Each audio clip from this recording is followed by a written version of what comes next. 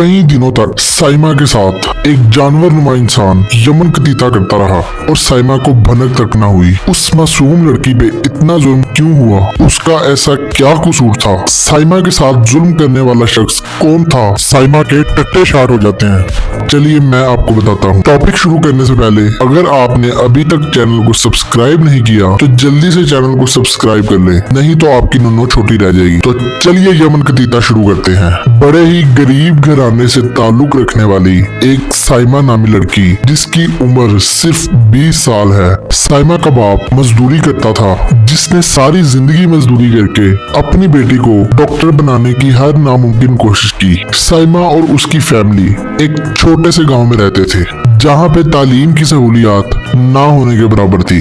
साइमा को डॉक्टर बनने के लिए उसके वालिद ने साइमा को शहर में एक बड़ी यूनिवर्सिटी में एडमिशन दिलवा दिया। साइमा गांव छोड़ के शहर में आ जाती है सिर्फ इसीलिए वो अपने बाप का नाम रोशन कर सके, अपने बाप को इस गरीबी से निकाल सके। साइमा को शहर के अंदर यूनिवर्सिटी के साथ ही एक हॉस्टल मिल जाता है जहाँ पे साइमा रहने लग जाती है।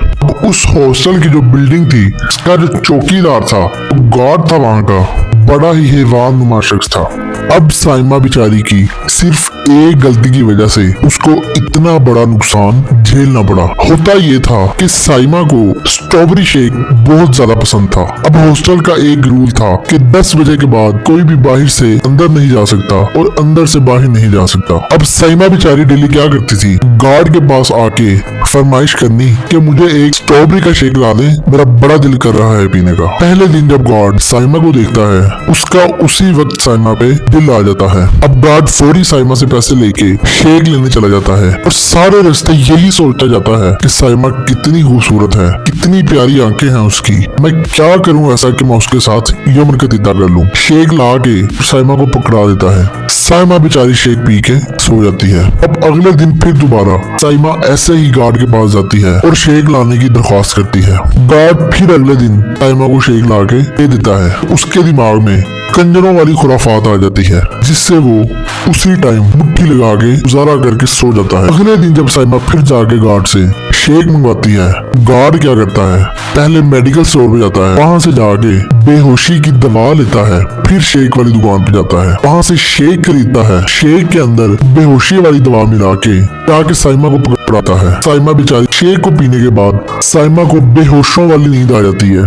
अब गार्ड 10 से 15 मिनट बाद जाके साइमा का दरवाजा नॉक करता है, फिर नॉक करता है, देखता है साइमा दरवाजा नहीं खोल रही। इसका मतलब है साइमा को बेहोशी वाली जो दवा है चढ़ गई है। अपनी डुप्लीकेट चाबी से साइमा के रूम का दरवाजा खोलता है। साइमा के रूम में एंटर होने के बाद गार्ड अपना यमन कतीता शुरू कर देता है। चूंकि उसने साइमा को डबल डोज वाली दवा दी होती है, इससे साइमा को बिल्कुल भी पता नहीं चलता कि उसके साथ वो क्या रहा है। उसने साइमा के साथ यमन कतीता करना जैसे साइमा थी ऐसे ही साइमा को कपड़े पहना के उसको उसके बिस्तर पे छोड़ के बगैर किसी सबूत के वापस आ जाता था। अब जब साइमा सुबह को उठती उसको जरा बराबर भी किसी भी चीज पे कोई शक न होता कि उसके साथ कोई यमन कतीता भी हुआ है। वो बेचारी उठती, नहा धो के फ्रेश होके यूनिवर्सिटी चली जाती और फिर रात को आके गार्ड को कहती कि मुझे शेक ला दो। अगले दिन फिर गार्ड वही हरकत करता है, उसके अंदर डबल डोज मेडिसिन मिला के और साइमा को दे देता है। साइमा फिर वो शेक पी के सो जाती है और गार्ड फिर अगले दिन वही जानवरों वाली हरकत करता है। अब 20-25 दिन यही काम लगातार जब गार्ड साइमा के साथ करता रहा, साइमा को बिल्कुल भी शक न हुआ। तो एक दिन साइमा की तबीयत खराब हो जाती है। साइमा को उसकी सहेलियां डॉक्टर के पास ले जाती हैं।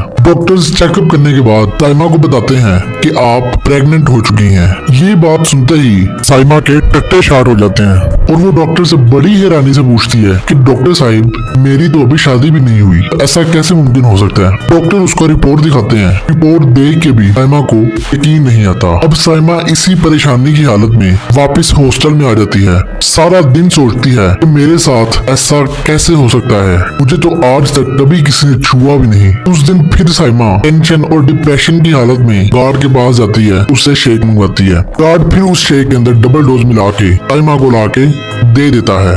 उस दिन टेंशन और डिप्रेशन की हालत में साइमा शेक पीना भूल जाती है। गार्ड अपनी रोजमर्रा की रूटीन में 20-25 मिनट बाद साइमा के रूम में जाता है, अंदर जाके रूम को लॉक कर लेता है और अपने कपड़े उतार के जब यमन कतीता शुरू करने लगता है, साइमा फौरन से उठ जाती है। साइमा उसी वक्त शोर मचा देती है, बचाओ बचाओ बचाओ, मेरे साथ यमन कतीता होने वाला है। कुछ ही मिनट्स में वहाँ पे भीड़ लग जाती है। गार्ड को लेनी की देनी पड़ जाती है। गार्ड की खूब पिटाई के बाद गार्ड को पुलिस के हवाले कर दिया जाता है। साइमा बेचारी को हॉस्पिटल में एडमिट करवा दिया जाता है। ना बहुत सारा ख्याल रखें, खूब इंजॉय करें, खूब सारा यमन कतीता करें।